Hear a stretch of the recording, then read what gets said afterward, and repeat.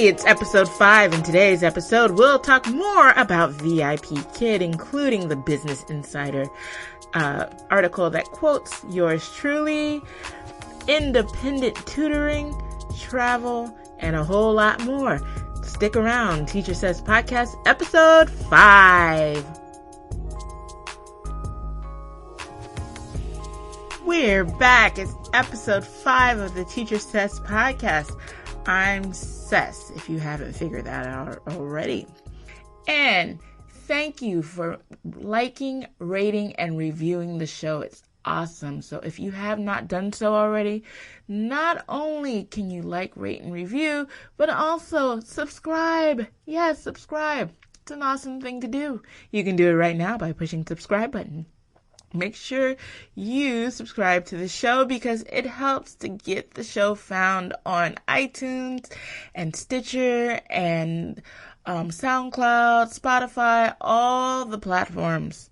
This is a one-woman operation, so it takes a long time to get everything going. And I'm very curious how this is going to work when the fall comes and I go back to school, but we shall see. So for now, like I said before, being that this is a one-woman operation, I've been debating and going back and forth regarding joining Patreon. If you're not familiar with Patreon, it is a website where people can pledge donations to help your creative outlet go up and running. And yeah, this is a labor of love. And thus far, did I say labor of love? Labor of love. And thus far, it's taking a lot out of me, but I love it. I love reaching out to the people. So I don't know. We shall see where this goes. So let's get on to the show. All right. If you have read the latest issue of Business Insider, you probably will see a name that looks familiar. That means me. I'm featured, or rather, I'm quoted. Let's not get ahead of ourselves. I'm not featured yet. But I'm quoted in Business Insider as they explored VIPKID. So the headline, and I will definitely leave a link in the show notes, is a 35-year-old who dropped out of high school had a vision of a utopian future for China, the U.S., and the world. And it's led her to the forefront of a tech startup worth $3 billion. So in case you haven't figured it out, it's about VIPKID. The Chinese education startup VIPKID, which connects fluent English-speaking teachers with Chinese students, has raised $50 million in April for a valuation of over $3 billion. It's pretty much the headline. We had an excellent episode, and if you have not listened, you need, in fact, stop. Just stop right now and go back to episode 3. I was graced with the presence of teacher Nikki, who her and I had a very in-depth conversation about VIPKID. Right now, being totally transparent, I am not teaching with VIPKID at the moment. I have too much going on in the month of August, although the money would be extra nice, but the show is keeping me on my toes. My kids are keeping me on my toes. Our upcoming vacation is keeping me on my toes.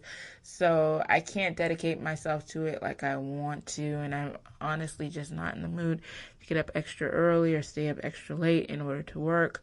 That time is being spent in other ways with my family. This month is like the wind down to summer as I go back to work towards the end of the month. So I really just don't want to do it at the moment. But I'm definitely very active in the Facebook groups, and I can see that a lot of teachers who are teaching with VIPKID are going elsewhere or doing multi platforms, multi companies at the same time. I am never the VIPKID, head cheerleader, but honestly, I just have so much going on. I don't think I would go work with different companies. It's just too difficult for me, being that I have a family, I work full time and other things, to have one more thing on my plate. And I forgot this wonderful show, to, try to explore another outlet or another company. Just not doing it. So when my time with VIPKID is up, it's up. But like I said in the show notes, I really will encourage you to read the businessinsider.com article. It goes into depth about VIPKID, about Cindy, who is the head CEO and founder, Cindy Me, like we're friends, of VIPKID, and it's just a lot of really important information that I think anyone who has even entertained the idea of teaching online can really gain a lot of information and insight from. Okay, moving on. Today, we're going to have a special guest, Miss Nicole Walker. She'll be on in a few to give us some travel information. I'm really excited to have her, and we're going to take a lot of her advice with my family and I on our upcoming trip that I really don't want to get into detail about at this time until we return, and then it's going to be blah, blah, blah, blah, blah, blah. I'm just going to tell it all. But, when we return, that's for later, and I have some special guests lined up. With that, I'm thinking of having a big bonanza, is that the word I'm looking for? Hey, why not? Episode about the trip, because it's not every year that my family takes a family vacation, so I'm excited. Also, I wanted to give some pointers for those people who teach or tutor privately or teach privately. Well, in regards to teaching privately, I really can't give too much information about that topic. I'm thinking that domain would be like homeschool, and I don't know anything about homeschooling. I know I can do it if I needed to. I have the certifications to do it, but honestly, I don't. Everyone is different, and homeschooling is great for some. I'm personally, as a teacher of public education, I'm an advocate of that. My kids are in public school for now. I'm definitely open to different thoughts and feelings. So, what works now, who's to say it's going to work next year and the year after that. So for now, public school is the way to go in my household, but I am open to other options. My number one question though about home, and you know what, speaking of homeschooling, I just need to have someone who is a homeschool teacher on the show. Because I wonder, how can you homeschool and work as well, full time? I don't know if that's possible or not. Just has me very curious, because as much as I complain about working, I always think subliminally I like it, and if I didn't, I would be really bored just being home watching TV, which I don't really watch. I'm not a huge TV person. I got into Pose this summer, so I was a fan of that show, and that's pretty much it. I'm always a fan of one show per year, or I'm sorry, one show per season. So this summer was about Pose. What's the show? Insecure is coming up. I'm a huge fan of Insecure. It comes up in August during the fall, winter, what have you. Atlanta is on. I like that. And then otherwise, with all I have going on, I just really don't have tons of time to sit in front of the TV and just zone out. Snowfall, that's another show I like. So going back on topic, so when I was talking about tutoring and teaching, I was thinking about, for those who have the time to tutor outside the home, that can be a huge money maker. You can tutor in your client's home, or the number one place I used to tutor was the public library. It just seemed like a good idea, full of books, all the materials you needed. When I was tutoring people outside the home, I would usually find my clients in, I hate saying this because I don't even go to this website anymore, but truthfully, Craigslist. Yes, I wouldn't do that now. I think of Craigslist as just being kind of but Craigslist was a great option for me. They didn't ask for any kind of money in return, or they didn't think they were going to get a percentage of what you make, unlike other websites like Wisant, I know was one, care.com, I think they ask for a percentage. And once you get your name out there, then hey, you can, a client will recommend you to someone else, et cetera, and that's how it works. So nowadays, I guess the internet, using Wisant and Care is a thing, because that seems to be the way to go when I was looking into tutoring outside the home again. But I'm glad I found the world of online tutoring, because with all that I have going on, it's just too much of a pain to meet up with a client somewhere and tutor them that way. Digital is definitely the way to go. in this day and age. So those are just my thoughts for that topic. And stick around. We're going to have our travel expert, Nicole, come on, and she's going to tell you a little bit about what you need to know in this traveling world of 2018. So stick around. So we're back, and I'm talking to Nicole, who is a travel expert. How are you doing this evening, Nicole? Well, I'm doing well. How about you? I'm doing great. I cannot complain. So, can you tell the audience, where are you right now? Where are you located? I am in Newmarket, Canada. Great, Newmarket, Canada. What's the largest city, big city that you're near? Is Newmarket the big city? The the big city is Toronto. Okay. I'm about an hour away from Toronto. Right. Okay, that's not too far. So, it is the summertime and travel is in the air. A lot of people, especially the people who are listening to this podcast, want to know how can they travel for less. So let's start with tips. What are some tips that you have for people who want to save money when it's time to travel? So what I do personally is I look for the best seasons or months to travel, and so I Mm-hmm. start off there. Um, April is a good time. Okay. Depending in December, the beginning of December, and so forth, right? What works for you? Okay. And so So it. go from there. Mhm. The flights are cheaper. Hotel cost is cheaper too, depending on your travel style. Okay.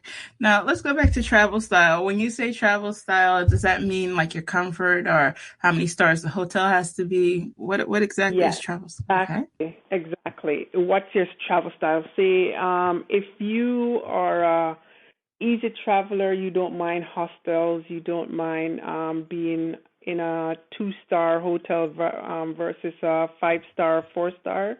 Hmm. It all depends. Okay.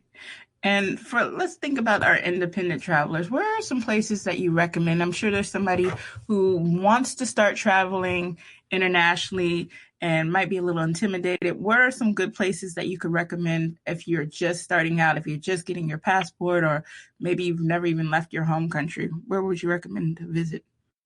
You know, for me, I visited France for the first time, but I met my sister there. That was like my first time traveling on a plane by myself, Hmm. which was nerve-wracking for me. Yes. And it was the longest flight I've ever been on, and but I would say start say in a somewhere within your the country you're in, Hmm. or think that somewhere that's close. Say Canada is close to the U.S. You Yes. could fly to Canada and then try out maybe like a weekend and see how comfortable you are as a traveler, as a solo traveler. Yes. I know. And that's definitely important. I'm glad you mentioned solo traveler because there are a lot of people who feel like, they're waiting on their friends forever and they're not going the places that they want to go and they might be intimidated traveling independently. Like, I know I haven't done it often, but my first time I traveled by myself was to San Juan, Puerto Rico. And it was a place, being a US citizen, I didn't have to bring a passport. So I was like, okay, at the time I thought my Spanish was decent enough.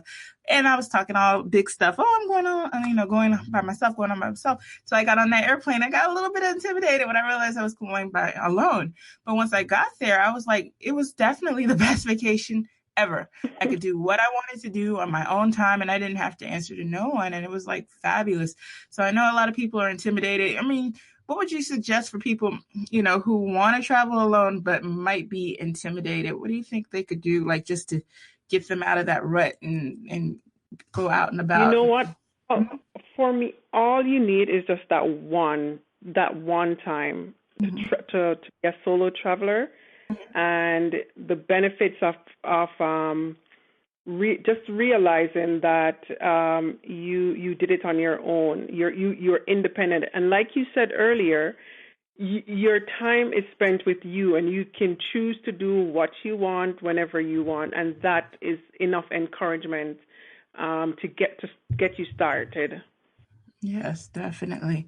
Now, let me go back to something you mentioned earlier about the hostels. I know personally, I have never traveled and used one just simply because it didn't seem, I don't know. I guess, once again, that fear factor of being in a room with people I'm unfamiliar with. Are you familiar with that? And what can you share about that experience? I've been to a hostel once, and that's where I found out I am not that kind of traveler. Mm-mm.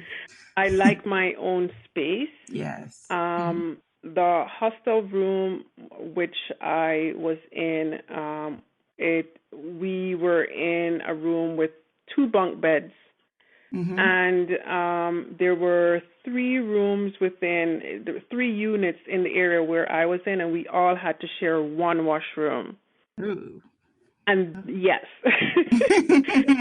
that's where, that's Yeah. where I found out that I am not that kind of traveler. If you don't mind sharing a washroom or two with maybe like 15 people, you'll be Mhm. fine. But if Yeah. you do, you can't Mhm. do a hostel because it's just not, in my opinion, that's not what, it's not sanitary. Yes, it doesn't sound very clean. I mean, and you have to and take I into just account the other seen people the too. entire before I did anything. Hmm. So it took a lot of time out of my travel, and I Yeah, realized that's just not the type of traveler I am. I can totally understand. It sounds like a freshman dorm, but worse because at least with my freshman dorm, we were seemingly all had the same.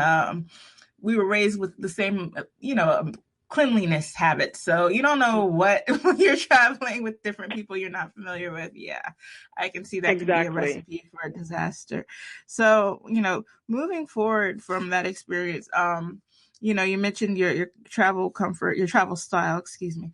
What else would you suggest regarding saving money in travel? I know we've talked about airfare and hotels. Do you recommend people rent cars, or how do you feel about that? Car rentals. No, no. As a solo traveler, you don't really need a car. Mm-hmm. What I did, like, this year, I did two solo travels by myself. I went Mm-hmm. to San Francisco Mm-hmm. for 5 days, and I went to Florida for the weekend. And both were, my budget was $1,500, and that's Canadian, Mm-hmm. for my entire trip. So that included my airfare, Mm-hmm.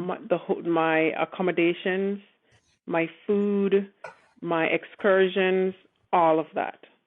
Okay. And so that's what I try and plan my trip around my budget, and then I work towards that.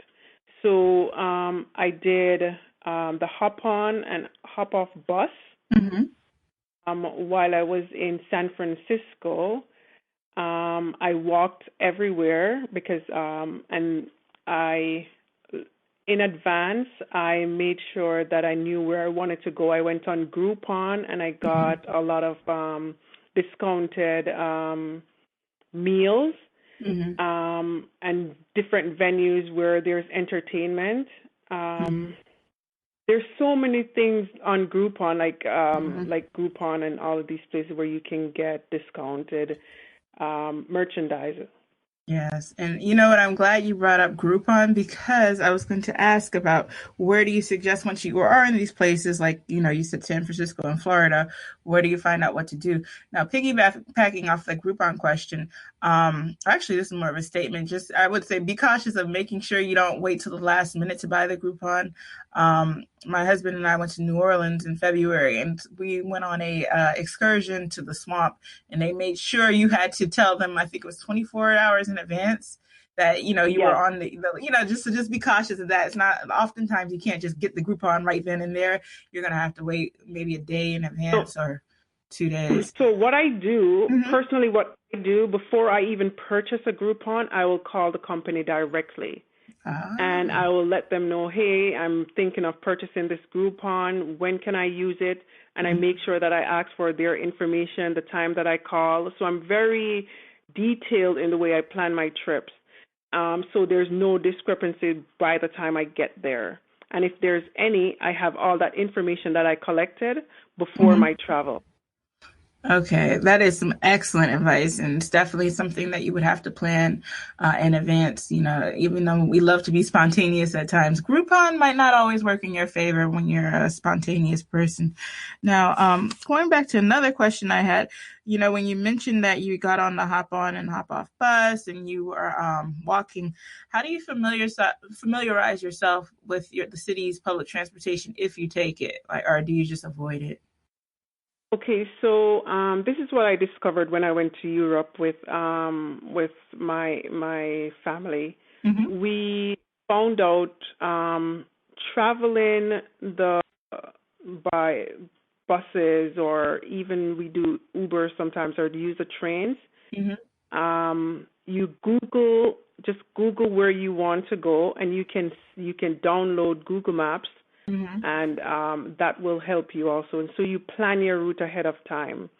So it's a lot of planning that goes into these things, and you will find out sometimes a day pass for the public transit will be much cheaper, and it's close, and you plan along the routes of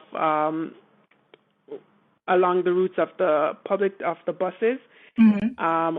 where you can go, like if there's any museums, if there's like a theater you can go to, just familiarize yourself with the area and Mm-hmm. watch you around that time. So by the time you get off the bus, you know where you're going directly. Yes, that's excellent advice. And you know, when you were telling me that, you had me thinking about, are you a person who uses Yelp as well to figure out, you I know, mhm, No, I don't. I use TripAdvisor actually. TripAdvisor? Okay. I'm familiar with TripAdvisor. I know with TripAdvisor, they have excellent reviews for hotels. In fact, they're pretty much the go-to, at least for me.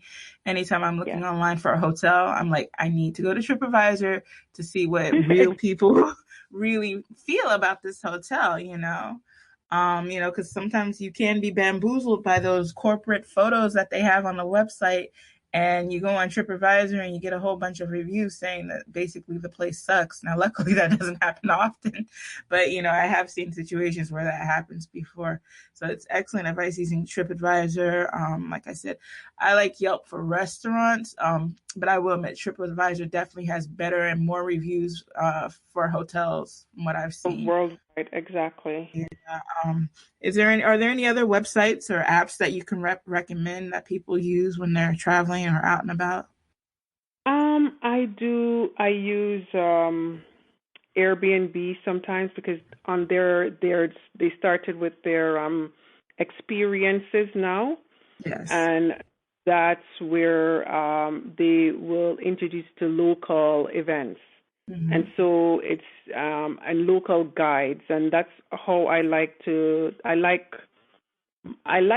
go where the locals go, and so I familiarize myself with that, and I travel with groups. Hmm. So say a group is meeting up at a fountain or so, I will purchase my ticket. Or there's sometimes, depending on the city that you travel, Hmm. there are free tour guides, and then they'll say just donate whatever you have. Oh, okay. Yes, like a donation system. Yes, just a donation, and it doesn't have to be big, because sometimes if you Google or go on TripAdvisor for a guided tour, it would be maybe $50 or even more. Hmm. If you go on a free guide, Hmm. you could put $20 and you still save something there, right?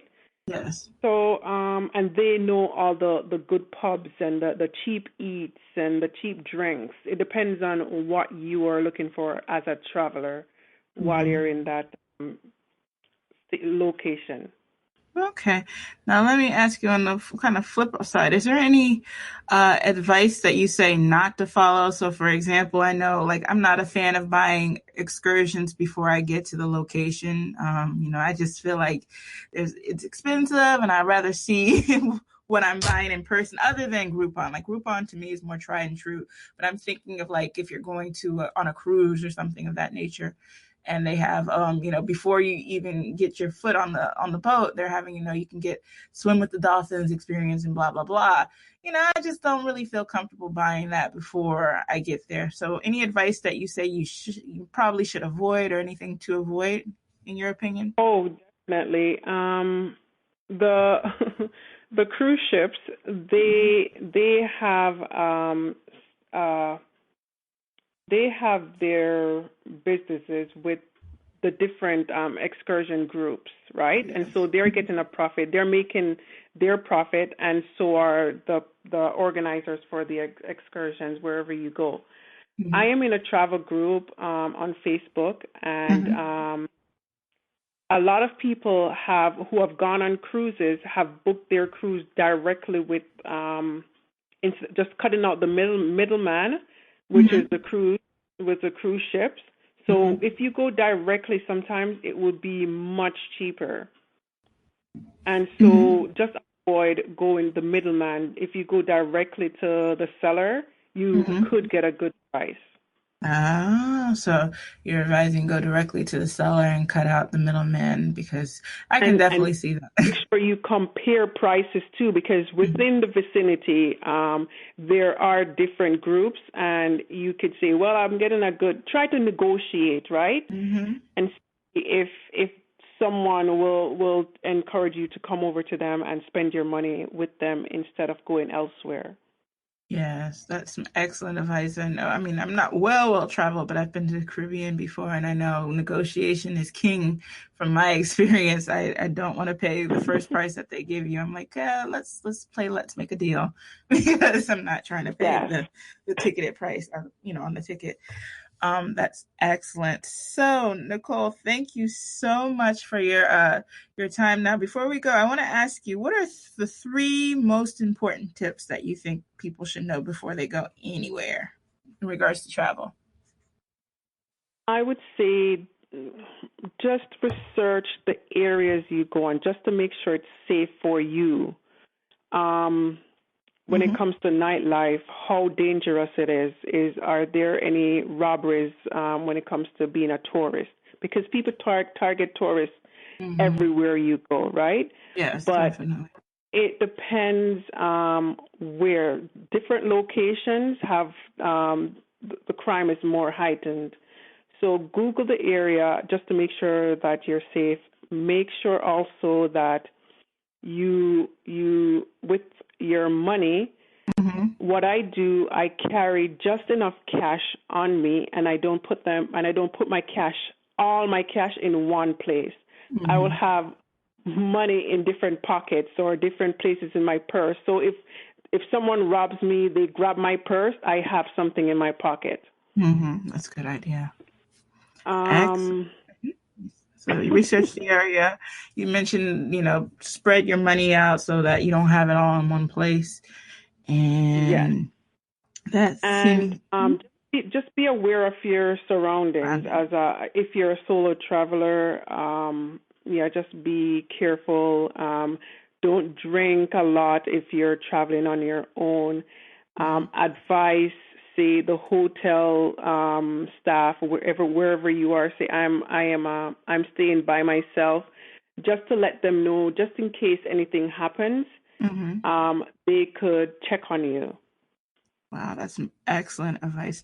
So, Nicole, where can the people find you if they want to, get in contact with you or find out more information? What's your social media? Um, I am on Facebook as Nicole Walker. Mhm. And that's where you could find me. If you send a friend request, I could definitely find you there. Or the travel group that I'm in, it's an all black travel group, all women by the ways, Mhm. and that's Menelin Globe. Okay. Yes. Excellent. Excellent advice. So, I want to thank you so much for joining me tonight, Nicole. And that's about it. So, we're going to get back to you later and let's move on with the show. Okay. Thank you so much for. All right, it looks like it's time to draw episode 5 to an end. Collective. Aww. At any rate, thanks for making it through the end of the episode. If you have not done so already, at this point I know I sound like I'm begging, but hit that subscribe button, like, rate, review, so that way we can be seen on iTunes, and that's it. So have a fabulous week, and I can't wait to share with you what I have coming in the upcoming weeks for you, so you definitely want to stick around. And as always, tell your friends. Tell your friends to share with your friends, share on social media, share wherever you can. Teacher Says Podcast. See you again. Bye-bye.